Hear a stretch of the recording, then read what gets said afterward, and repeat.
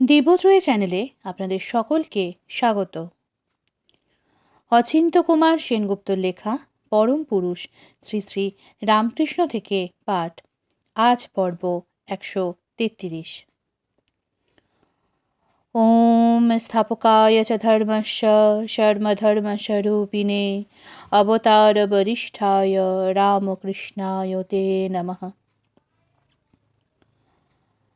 Doctor তো জুটেছে, কিন্তু সেবা করবার লোক কোথায়? কেন, আমরা আছি। ভক্তের দল এগিয়ে এলো। দিনের পর দিন রাত জাগল। যখন যা করবার তাই করব প্রাণ ঢেলে। বুকের রক্ত দিতে হয়, তাতেও পেছপা নেই। কিন্তু রুগীর পথ্য তৈরি করবে কে? কে তাতে মেশাবে তার মমতার কোমলতা, অনুরাগের স্বাদগন্ধ, আরোগ্য প্রার্থনার মাধুর্য? ও গোপাল, ভালো করে খাও।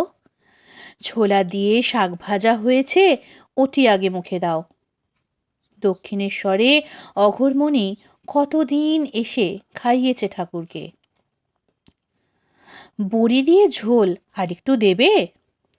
কে রেঁধেছে বলো তো? ঠাকুর জিজ্ঞেস করেন খেতে খেতে। স্বয়ং লক্ষ্মী রেঁধেছেন। কে লক্ষ্মী যেন চেনেন না ঠাকুর। বৌমা গো বৌমা। সবই যদি বৌমার রান্না, তুমি তবে খাওয়াবে কবে? কার সঙ্গে কার তুলনা? অঘোরমণি বিহল গলায় বললে, আমার বৌমার হাত ধোয়ানি জলেই অমৃততুল্য রান্না হয়। কে এই অঘোরমণি? বলরাম বোসের বাড়িতে একদিন বলছেন ঠাকুর, কামারহাটির বামনি কত কি দেখে।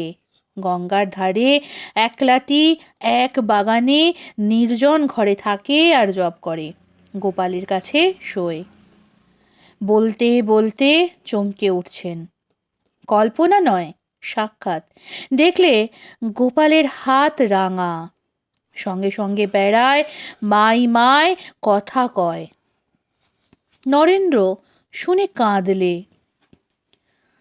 আমার গোপাল ধন দৌলত চায় না, ভোগবিলাস চায় না, সামান্য একটু ক্ষীর সর পেলেই সে খুশি। বড় জোর মাথার একটা বালিশ, কটা নেহাত জংলি ফুল। অসুখ শুনে একটি ভক্ত মেয়েকে পাঠিয়ে দিয়েছেন শরৎ মহারাজ। কামারহাটির বাগানে একা একা থাকেন, একটু গিয়ে তার দেখাশোনা করো। তারপর শুনতে পাচ্ছি সে বাড়িতে নাকি নানা রকম শব্দ, ছাদের ওপর দরজা জানলায়। রুগ্ন একা মানুষ, ভয় না পান শেষকালে। সাহসিকা মেয়ে পিছু হটল না, কিন্তু তাকে দেখে আপত্তি করল অঘোরমণি। এখানে কেন এলি? ভীষণ কষ্ট পাবে যে। আমার ভয়ই বাকি, ভাবনাই বাকি। আমার তো গোপালই আছে। শোন বাপু, এখানে যখন এসেছিস, এখানে কিন্তু নানান রকম আছে। শব্দ টব্দ শুনলেই কিন্তু জপে বসে যাবি, আসন ছাড়বি নে। জপ আর আসন, একটু নিষ্ঠা আর অভিনিবেশ, একটু সংকল্প আর উন্মুখতা। বাগবাজার বৃন্দাবন পালের গলি থেকে দুটি মেয়ে এসেছে অঘোরমণির কাছে থেকে দীক্ষা নিতে। ওরে, আর লোক পেলি নে, আমার কাছের থেকে দীক্ষা? স্বামীজি এলেন এগিয়ে, বললেন, তা জানি না, ওদেরকে তোমার কাছে উৎসর্গ করে দিচ্ছি। তুমি গোপালের মা। বাবা, আমি কাঙাল ফকির, কিছুই জানি না, আমি কি দেব? বৌমা বৌমা তো নেই এখন এখানে, তবে কি হবে? তুমি কি যেসে? বললেন স্বামীজি, তুমি জপে সিদ্ধ, তুমি পারবে না তো কে পারবে? বলি, কিছু না পারো তোমার ইষ্টমন্ত্রটি দিয়ে দাও। তোমার তো সব হয়ে গেছে, তোমার আর ও মন্ত্রে কি দরকার? তথাস্তু।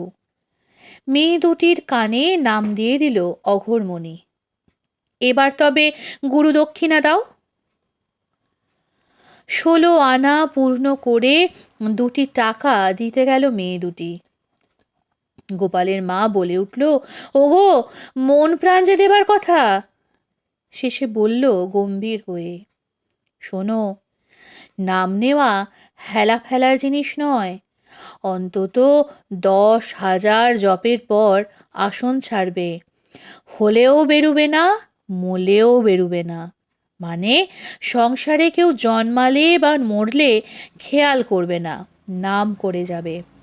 এই দেখো না গোপাল মাকে, ওর পুজো আচ্ছা নেই, শটান বসে গেল জপের সামনে। আর কে ওকে টলায়? কে আর ওকে সরায় ওর আনন্দ কেন্দ্র থেকে? পবিত্রতাই আসন, আর ব্যাকুলতাই নাম। ঠাকুর বললেন, নামের মাহাত্ম্য খুব আছে বটে, তবে অনুরাগ না থাকলে কিছু হবার নয়। ঈশ্বরের জন্যে ব্যাকুল হওয়া চাই। শুধু নাম করে যাচ্ছি, কিন্তু মন রয়েছে কাম কাঞ্চনে, তাতে কিছু হবে না। তাই নাম করো, সঙ্গে সঙ্গে প্রার্থনা করো, হে ঈশ্বর, তোমাতে যেন অনুরাগ হয়, যেন দেহ সুখ মানুষের প্রতি টান কমে যায়। ছোট ঘরটি গঙ্গার জলে ধুয়ে মুছে খটখটে করে রাখে অঘোরমণি। নিজের হাতে পায়ে খাটাখাটনি করে। একটি শিকেতে মুড়ি, বাতাসা, নারকেল নাড়ু রাখে। কখন গোপালের খিদে পাবে কে জানে। ডালা, কুলো, শিল, নোড়া, কোন জিনিসটা না লাগে শুনি। দাঁত মাজবার গুল, খাবার পর 2টি মশলা, জোয়ান বা ধানের চাল, ছেঁচা একটু পান পেলে খায় গোপালকে ভোগ দিয়ে।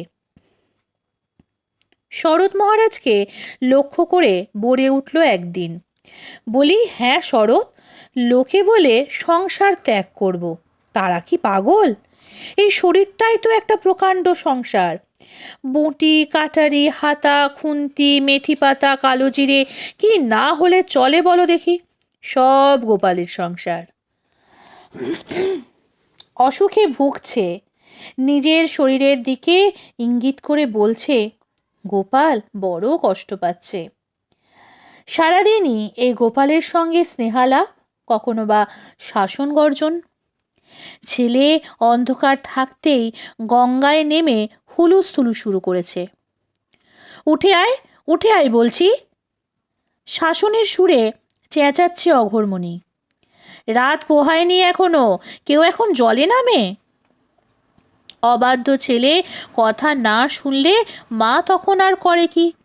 কাঁদতে বসে, ওরে লক্ষ্মী ধন আমার, উঠে আয়, কাকোকিল ডাকুক, চারদিক ফর্সা হোক, তখন নাইয়ে দেব। ঠান্ডা জলে ঝাঁপায় ঝুললে যে তোর অসুখ করবে। এক দিন ভাত ঢাকা পড়ে থাকে, খেতে বসে না অঘোরমণি। বিকেল হয়ে আসে, তবুও না। সে কি, গোপালের আজ কি হলো? বেলা পড়ে গেল, খাবে না, খিদে পায়নি? কোথায় দুষ্টুমি করছে কে জানে? অঘোরমণি বলে উদাসীনের মতো, এ কি খেয়াল, এ কি দুরন্তপনা! আপনি আসনে বসে তাকে একবার ডাকুন, বলে সেই সেবিকা মেয়ে। খেলা ভুলে ছুটে আসবে দুষ্ট গোপাল। আসনে বসল অঘোরমণি, চোখ বুঝল, বললে, গোপাল বলছে আজ আর সে নিজের হাতে খাবে না, তাকে খাইয়ে দিতে হবে। গড়াস পাকিয়ে পাকিয়ে অঘোরমণিকে খাইয়ে দিল সেবিকা। তেমনি কে আমাকে খাইয়ে দেবে? ভক্তরা ঠাকুরের কাছে গিয়ে প্রস্তাব করল, শ্রী শ্রী মাকে নিয়ে আসে এখানে। কিন্তু সে কি এখানে এসে থাকতে পারবে? প্রশ্ন করলেন ঠাকুর। পুরুষদের বাসা, চারদিকে পুরুষের ভিড়, এখানে সেই লজ্জা পটাবৃতা বাস করতে পারবে সর্বক্ষণ? সেই নহবতখানায় রাত ৩টের সময় ওঠেন, স্নান সেরে নেন, তারপর ঘরে ফিরে গিয়ে জপে বসেন। সেদিন হয়েছে কি, যথারীতি উঠেছেন শেষ রাত্রে, সঙ্গে গৌরীমাকে নিয়েছেন, কখনো মেয়ে, কখনো সঙ্গী, কখনো পরিহাস সরসা সখী। জলের কাছে ঝিরিতে কালো মতন ঢিপি কি একটা পড়ে আছে, তার উপর মা পা রেখেছেন অলক্ষ্যে। পা রেখে চমকে উঠেছেন, ভয় পেয়ে উঠে পড়েছেন দুশিরি। তাকে জড়িয়ে ধরল গৌরীমা। কি কি হলো? কুমির গা? কে বললে কুমির? গৌরীমা বললে রঙ্গ করে, ও শিব, তোমার চরণ পরশ পাওয়ার জন্যে সব হয়ে পড়ে আছে। রাখো তোর রঙ্গ, আমি বলে ভয়ে মরি কি সর্বনাশ, একেবারে কুমিরের ওপর গিয়ে পড়েছিলুম। তোমার আবার ভয় কি? তুমি অভয়া, তুমি শুভাবহা, অমিয়ময়ী লাবণ্য প্রতিমা, তাকে গিয়ে সব বলো। ভক্তদের বললেন ঠাকুর, সব কথা জেনে শুনে, সব দিক বুঝে সুঝে সে যদি আসতে চায় তো আসুক। আসতে চায় তো আসুক। অন্তরের অনুচ্চারিত সুরটুকু ঠিক শুনলেন শ্রীমা। মনে আছে পানিহাটির উৎসবে শ্রীমা যাবেন কিনা ঠাকুরের সঙ্গে একটি ভক্ত মেয়ে জিজ্ঞেস করতে এসেছিল ঠাকুরকে, আর ঠাকুর বলেছিলেন ওর ইচ্ছে হয় তো চলুক। যাননি শ্রীমা। বুঝেছিলেন যদিও যাওয়া না যাওয়ার ব্যাপারে তাকে সম্পূর্ণ স্বাধীনতা দেওয়া হয়েছে, ঠাকুরের সমর্থনের স্পর্শটুকু যেন এসে লাগছে না ঠিক ঠিক, যেন অশ্রুত একটি সুর বলছে তার কানে কানে, কি হবে গিয়ে এ ভিড়ের মধ্যে, চাই না যে তুমি যাও, তুমি যেও না। কিন্তু এবারও ভিড়, ভক্ত পুরুষদের অবিরাম আনাগোনা। এবারও আসবেন কি আসবেন না, শ্রীমার ওপরেই সম্পূর্ণ স্বাধীনতা। কিন্তু সেই না শোনা সুরটি কি বলছে তার কানে কানে? বলছে, তুমি এসো, তুমি এসো, হে কষ্ট হারিণী, হে আরোগ্য দাত্রী, তুমি এসো আমার রোগ শয্যার শিয়রে। চলে এলেন মা। ঠাকুর বললেন, ও খুব বুদ্ধিমতী। যখন যাননি পানিহাটিতে তখনও যেন চলে এলেন শ্যামপুকুরে। তখনও যখন যাননি পানিহাটিতে তখনও, যখন চলে এলেন শ্যামপুকুরে তখনও। তুমি বিদ্যা ও বুদ্ধি, তুমি উজ্জ্বলতা ও নির্মলতা, তুমি অম্লান লক্ষ্মী পীযূষবাদিনী। সেই একটি মেয়ে এসেছে দক্ষিণেশ্বরে ঠাকুরের কাছে, তুমি অসাধ্য সাধক, আমার একটি উপকার করো। ঠাকুর তাকালেন চোখ তুলে। আমার স্বামীকে অলক্ষিতে ধরেছে, তাকে যাতে বশে আনতে পারি তাই করে দাও। মাগো, এ বিদ্যে আমার জানা নেই, ওইখানে যে সাধু মাই থাকেন তার কাছে যাও। ঠাকুর নহবতখানার দিকে ইঙ্গিত করলেন। তিনি ইচ্ছে করলেই দুঃখ দূর করতে পারেন তোমার। ঠাকুর বলছেন আর কি। মেয়েটি গিয়ে মায়ের পায়ে লুটিয়ে পড়ল, বললে, ঠাকুর পাঠিয়ে দিলেন আপনার কাছে। কি হয়েছে? মেয়েটি বললে যা বলবার। আপনি বুঝবেন নারীর প্রাণের কঠিন যন্ত্রণা, শুধু বিচ্ছেদের কষ্ট নয়, অপমানের কষ্ট। আপনি এর বিহিত করুন, ত্রাণ করুন আমাকে, আমার স্বামীকে। আমি সামান্য নারী, আমি কি জানি, বললেন শ্রীমা। ছলনা করো না মা, ঠাকুর বলে দিলেন, তুমি সর্বব্যথা প্রশমিনী। সংসার দাবদাহে তুমি অবিচ্ছিন্ন বৃষ্টিধারা, না নইলে কি ঠাকুর পাঠিয়ে দিলেন তোমার দুয়ারে? তুমি পদ্মতল আয়তলোচনা দয়া ঘনা মা হয়ে তুমি যদি মেয়ের মুখের দিকে না চাইবে তো কোথায় যাব, কোন দুয়ারে মাথা ঠুকব? তোমাকে যিনি পাঠিয়েছেন তুমি তার কাছেই ফিরে যাও, বললেন শ্রীমা। দৈবশক্তি তাঁরই করায়ত্ত, তার ইচ্ছা মাত্রই সব মঙ্গল হয়। তুমি তার কাছে গিয়ে প্রার্থনা করো। মেয়েটি আবার এসে দাঁড়ালো ঠাকুরের কাছে, বললে, সাধু মাই ফিরিয়ে দিলেন আমাকে, বললেন যা ওষুধ বিশুধ সব তোমার হাতে। তিনি কিছুই জানেন না, কিছুই পারেন না। তুমি ইচ্ছে করলেই সব দিতে পারো, যে হারিয়ে গেছে তাকে আনতে পারো ফিরিয়ে। মৃদু মৃদু হাসলেন ঠাকুর, চাপা গলায় বললেন, শোনো, সাধু মাই ভারী চাপা, কাউকে সহজে ধরা দিতে চান না। তুমি তার কাছে গিয়েই শরণাগত হও, তাকে সামান্য ভেবো না, তিনি সকলের চাইতে বড়। মুড়ো চোখে ঠাকুরের দিকে তাকিয়ে রইল মেয়েটি। আমি যা বলছি ঠিকই বলছি, তুমি তাকে গিয়েই ধরো, তার কৃপা হলেই আশা পূর্ণ হবে তোমার, দুঃখের রাত ভোর হবে। একবার এখানে আর একবার ওখানে, এ কেমনতর কথা? তার মানে আমি হতভাগিনী, কোথাও আমার ঠাঁই নাই। যার ঠাঁই নেই সে যাবে কোন দুয়ারে? আর কোন দুয়ারে? যার কেউ নেই তারও যে একজন আছে, তার কাছেই গেল শেষ পর্যন্ত।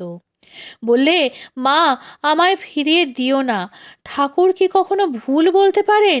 তিনি বললেন তুমি তার চেয়েও বড়, ফাঁকি দিও না মা, তুমি দয়া করলেই মনের সাধটি মিটে যায়। মেয়ের কান্নার কাছে হেরে গেলেন মা। প্রসাদী ফুল বেলপাতা দিলেন তাকে, বললেন, এ নির্মাল্যে সমস্ত কিছু নির্মল হোক, তুমি শান্তি পাও। ওম নিরঞ্জনং নিত্যমনন্তরূপং ভক্তানুকম্পাধৃতবিগ্রহং বৈ ঈশাবতারং পরমেশমিড্ডং তং রামকৃষ্ণং শিরসা নমামি। আজকের পর্ব এখানেই শেষ হলো। পরবর্তী পর্ব আসবে আগামীকাল। নমস্কার, সঙ্গে থাকুন, সুস্থ থাকুন, ভালো থাকুন। জয় ঠাকুর।